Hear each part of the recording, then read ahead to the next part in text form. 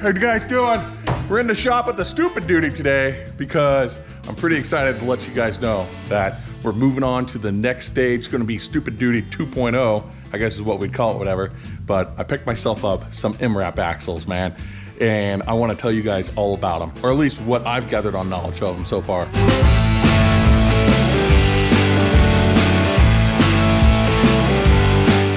So this is the bad boy right here. And it's not an AXLES 4000, no. This is the upgrade to that axle that actually comes after it, and it's the Meritor MX 23810.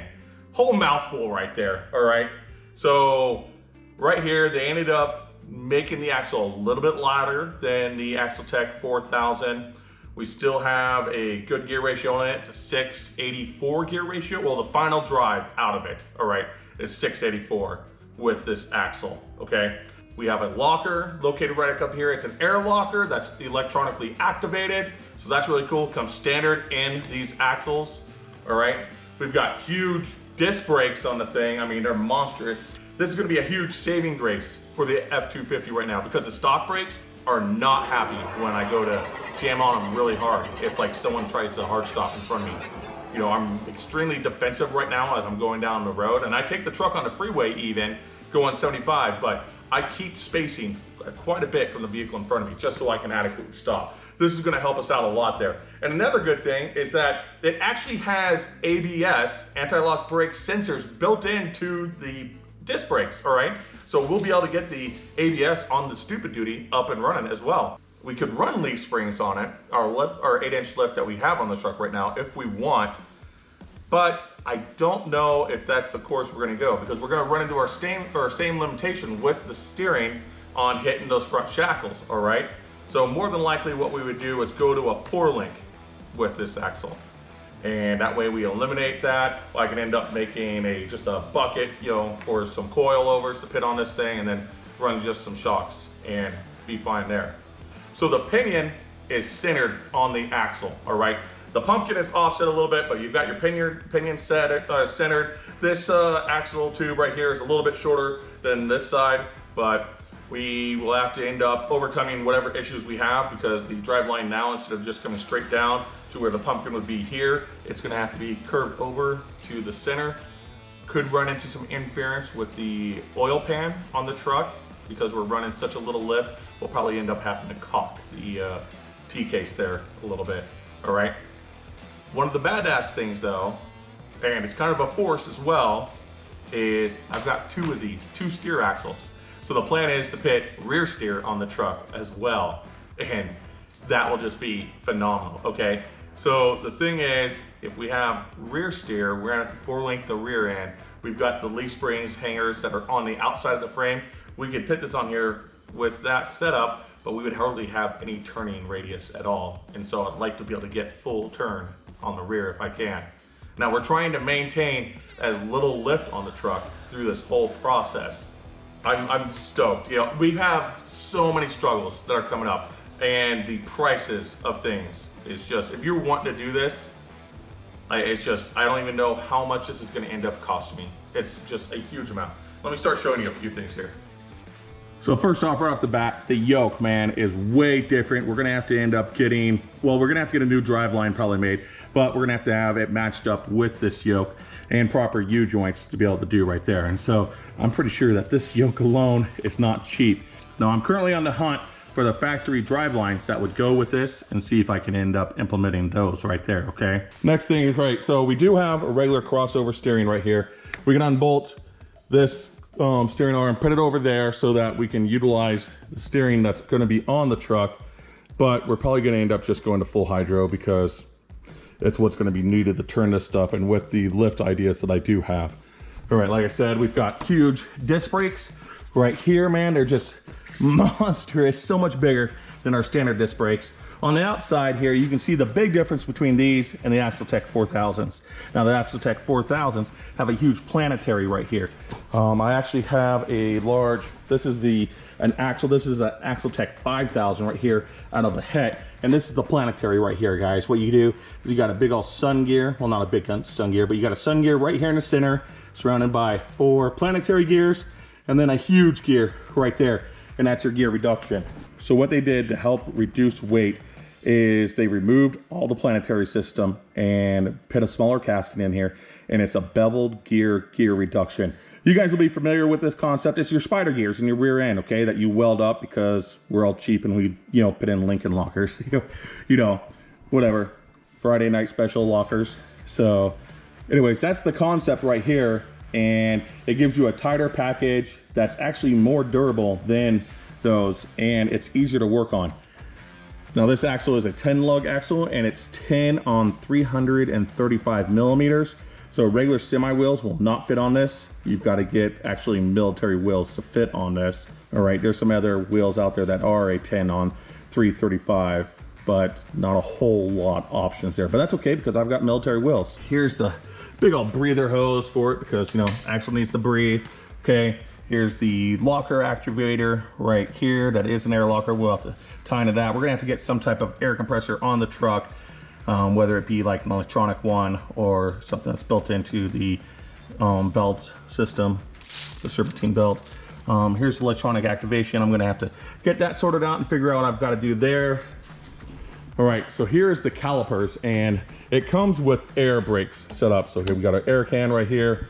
Man, look at these calipers. These things are huge, and these are not used. These are brand new, all right? I mean, they're sitting around their old stock new, but these are still unused axle.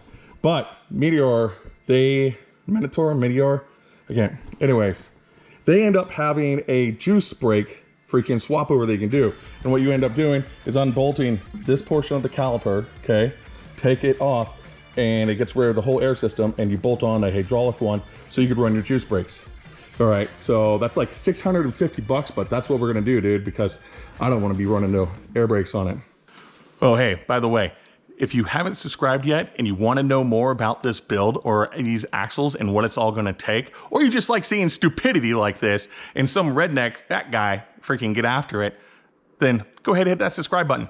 But let's get back to the video, all right? All right, let me put on my headset here. I got this, I don't know, it's like a light bar headset, man. It's good for working on trucks, dude. It's pretty bright. Let's see, I'll turn it on real quick. Yeah, there you go. But I can show you what's going on here with the stupid duty. Okay, so I've spoke about this before. This front shackle here with the leaf springs, we rub on this, you know, and I could cut this section off, but then this is our another problem right here. The lugs here, okay, they'll end up doing a hard stop and just grab it onto that, and I can't get rid of that at all. All right, so going over to a 4-link, we won't have that set up at all, okay? All right, so here's the one thing that I do have concerns about with that pumpkin or the pinion that's symmetrical, and that's the oil pan right here. Because you can see my drive line right over there, it doesn't actually drop down that much lower than the oil pan, and if we cross it over, we may end up getting some hits on that boy. So that's a road that we're gonna have to cross when we get there. I mean, I'm not sure. We won't know until we get to it, you know, but I am nervous about that. That's mindful for me. Steering, we'll probably end up getting rid of the hydro assist system that we ended up putting in. It's worked good so far, but I mean, we really need to go up to a full hydro system. All right, so this is the rear axle, and this is what I'm talking about. The shackles and the leaf spring is on the outside of the frame, and that's not gonna work at all for our setup. Now, if I wanted to be cheap, I could end up moving this and mount it underneath the frame, kind of like the front suspension, but then I'm gonna run into the same problem I'm gonna have with the front suspension, and when I go to turn these tires in or out, I'm gonna end up running onto the shackle. So we're gonna end up 4-link in the rear, and then we'll have our 4-wheel steering. Also, one thing with this rough country, or not rough country, yeah, it's the rough country 8-inch lift that I'm running. We've got this drop down that's right up here for the carrier bearing.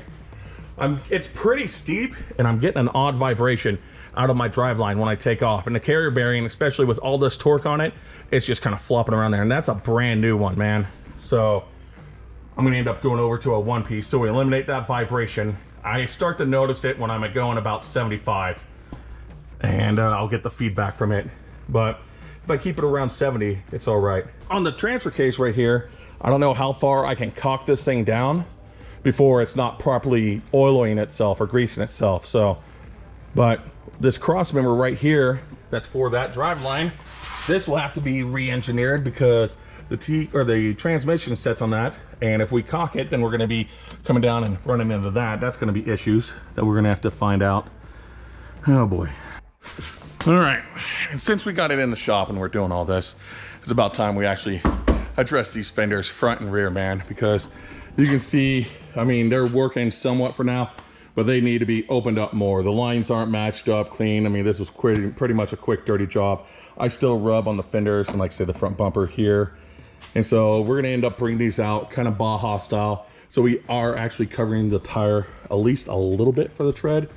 Clean this line up back here that goes in the door. Some other things that we got to do while we're here, besides cleaning up the outside and the bed lines and everything like that, is I need to get a rear winch mounted up in here, something that's going to be heavy duty that I can pull myself back out of a problem with. All right, and we need one set up in the front bumper. I'd like to pull this side out. This is from an accident before the truck was turning the stupid duty. Again, clean up these lines. We're probably going to bring it up a little bit higher, probably follow this line right here that's on the truck. All right, we do still need to get steps made. Transmission's holding up good. Engine's holding up good, so we don't have any issues there. We did just pick up a Badlands 12,000 pound ZXR winch. This is just one of those ones from Harbor Freight. You've probably been seeing, what's his name, Matt's Off-Road. He's got a bunch of those on his new build, and he's running Mrap axles, but they're the AXLES 4000. Extremely similar to this whole setup that he's gonna end up being running on that build as well. I tell you, I am pumped to get this thing going and get into this, but I've been doing some diving and some research on everything that's gonna take, and it's far outside my budget. But that doesn't mean I stop and I just don't do it, okay? I've gotta be able to, I've gotta put on my side hustle. Side hustle Adam's coming out. I'm not stopping, I'm still getting after it, all right? We're gonna make this happen.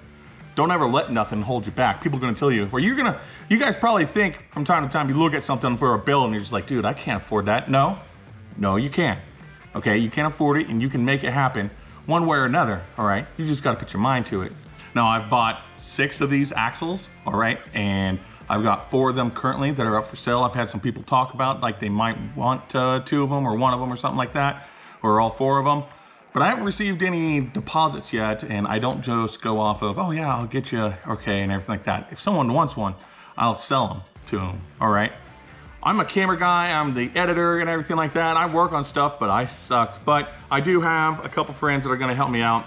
You guys probably noticed Little Adam's no longer in the videos. He ended up moving on, he's doing his own thing now. So I'm back to myself, doing on stuff. But my other friend, Adam, a lot of Adams around here, but my other friend Adam, he's gonna be coming in. He was actually a mechanic in the Army, and he's well versed with all this stuff, and he does a lot of fab. I mean, he's not an engineer by like college degree, but he can engineer some shit together, man. And we're not talking redneck engineering, like legit. He's got lathes and freaking a mill and all kinds of freaking high-speed doodads. I don't know, kind of stuff that everyone wants in their shop, all right?